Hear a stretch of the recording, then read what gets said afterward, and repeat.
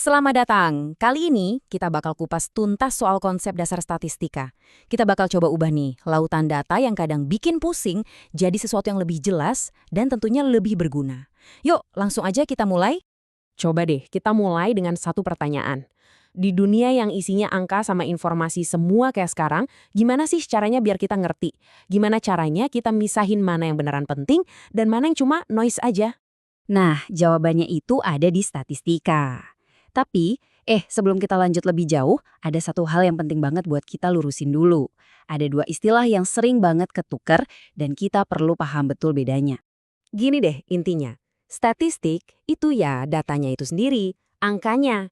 Misalnya, data rata-rata curah hujan bulan ini. Nah, kalau statistika itu ilmunya, prosesnya.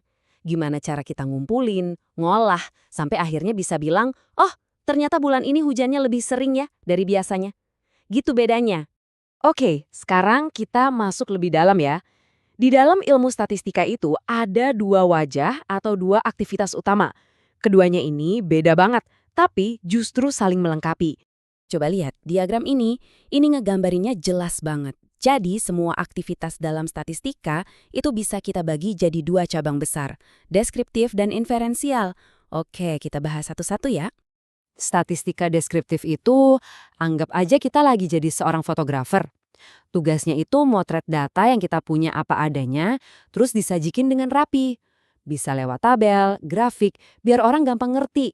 Tujuannya cuma satu, meringkas. Nggak lebih, nggak kurang. Nah, kalau statistika inferensial, ini levelnya beda. Dia melangkah lebih jauh. Pernah kan kita cicipin satu sendok kuah buat tahu rasa masakan satu panci? Yek, persis kayak gitu. Kita ambil sampel kecil, terus kita bikin kesimpulan buat gambaran besarnya. Contoh paling gampangnya, ya survei pemilu.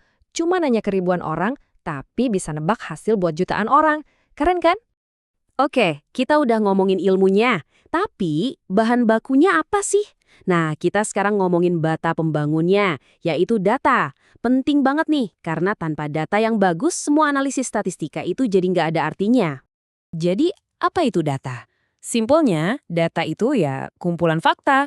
Bisa angka, bisa teks yang udah disusun rapi. Anggap aja ini bahan mentah yang nanti bakal kita masak pakai ilmu statistika biar jadi informasi yang berguna. Secara umum, data itu ada dua jenis utama. Pertama, data kuantitatif. Ini semua yang berhubungan sama angka yang bisa dihitung atau diukur. Contohnya, ya jumlah penduduk. Kedua, ada data kualitatif. Nah, ini yang nggak bisa diangkain. Sifatnya deskriptif. Kayak pas kita bilang lukisan itu indah atau kebijakannya bijaksana. Itu kan kualitas, bukan kuantitas. Nah, ini bagian yang nggak kalah penting. Gimana cara kita ngukur data itu? Soalnya, cara kita ngukur bakal nentuin analisis kayak apa yang bisa kita pakai nanti. Ada 4 skala pengukuran yang perlu kita tahu. Biar gampang, bayangin aja skala-skala ini tuh kayak tingkatan level di game. Mulai dari level 1 yang paling dasar, sampai level paling tinggi yang paling canggih. Makin tinggi levelnya, makin banyak jurus analisis yang bisa kita keluarin. Oke, level pertama, skala nominal. Ini yang paling simpel. Tugasnya cuma ngasih label atau kategori. Misalnya, jenis kelamin, laki-laki, dan perempuan. Kita cuma bisa bilang keduanya itu berbeda. Tapi kita nggak bisa bilang yang satu lebih dari yang lain. Cuma bedain aja. Naik level nih ke skala ordinal. Di sini, selain bisa bedain, kita juga bisa ngurutin. Ada peringkatnya. Contohnya tingkat pendidikan, SD, SMP, SMA. Kita tahu SMA itu lebih tinggi dari SMP. Tapi kita nggak bisa bilang jarak antara SMP ke SMA itu 2 kali lipat jarak dari SD ke SMP kan? Jadi ada urutan tapi jaraknya nggak jelas.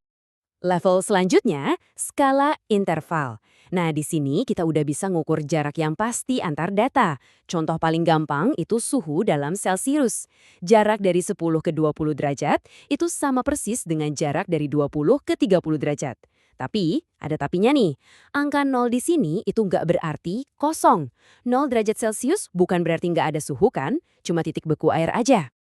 Dan ini dia level tertingginya, skala rasio. Ini yang paling powerful. Dia punya semua kemampuan dari skala-skala sebelumnya, plus satu hal super penting. Dia punya 0 mutlak. Artinya, 0 itu benar-benar berarti kosong, nggak ada. Contohnya berat badan. Kalau beratnya 0 kilogram, ya berarti emang nggak ada beratnya sama sekali. Karena itu, semua operasi matematika tambah kurang kali bagi bisa kita lakuin di sini.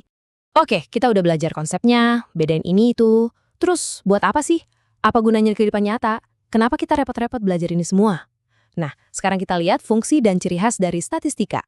Singkatnya, statistika itu ngasih kita superpower. Superpower buat apa? Buat nyederhanain data yang rumit, buat bandingin satu hal dengan yang lain, buat nyari tahu hubungan sebab akibat, dan bahkan buat ngeramal apa yang mungkin terjadi.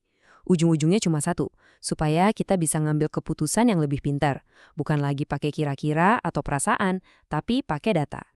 Nah, ada 3 ciri khas yang bikin statistika ini jadi keren. Pertama, dia selalu kerja pakai angka. Kedua, dia itu objektif, bukan subjektif. Dan ketiga, yang paling penting, dia itu universal. Artinya, ilmunya bisa dipakai di mana aja. Mau di bidang kedokteran, bisnis, olahraga, semuanya bisa. Nah, itu tadi rangkuman singkat kita soal dasar-dasar statistika. Semoga sekarang Anda jadi punya kacamata baru buat ngelihat dunia lewat data. Sebagai penutup, saya mau lempar satu pertanyaan. Coba deh pikirin, setelah tahu semua ini, data apa sih di sekitar Anda, entah itu di kerjaan, hobi, atau pesan berita yang Anda baca tiap hari, yang sekarang jadi paling bikin Anda penasaran?